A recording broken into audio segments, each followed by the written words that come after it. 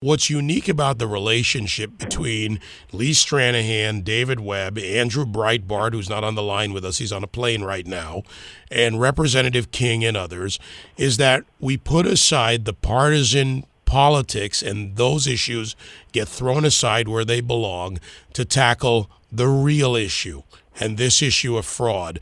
So, Congressman King, with that introduction, please tell us what your recent development in the Pigford issue is and what you have led and what the result has been.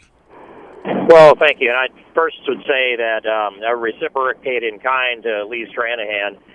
We're working on this because we don't like fraud in government. We don't like a direction where government picks favorites and taxes people and distributes it to people under the guise of a wrong having been committed, having not been able to identify any perpetrators.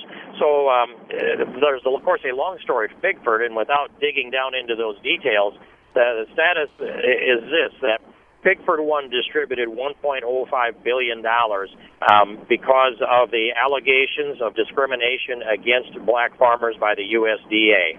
I believe that happened. And I believe it happened to a limited number, not a massive number of people. There are 18,000 black farmers, according to the U.S. Census in America. Now we have 94,000 who claim they were black farmers who were discriminated against. So when you get a universe of 18,000, that's 100% would be if 18,000 claimed discrimination and had actually been discriminated against. And that universe grows now to 94,000. It can't be anything but fraud. And the Secretary of Agriculture, Tom Vilsack, has said there's only 3 cases of fraud out of the 94,000, and yet he can find this now has grown from $1.05 billion to $2.3 billion.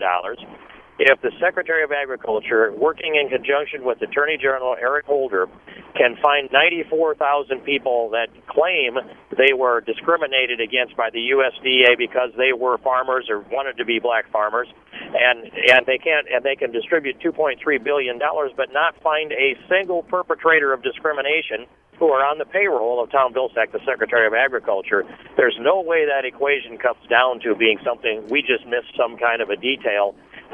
There's got to be a massive amount of fraud. So I brought this amendment to eliminate the funding in the Ag Approps bill a couple of days ago, Ag Appropriations, for being used to administer or distribute to the claimants under Pigford.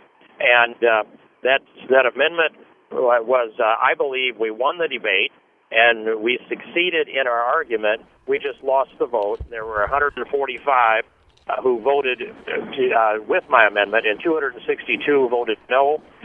To compress this down to what that vote means, I was standing there with a member who was preparing to vote no, and I reminded him of what this was, and he said, well, yes, I know there's fraud there, and probably lots of it.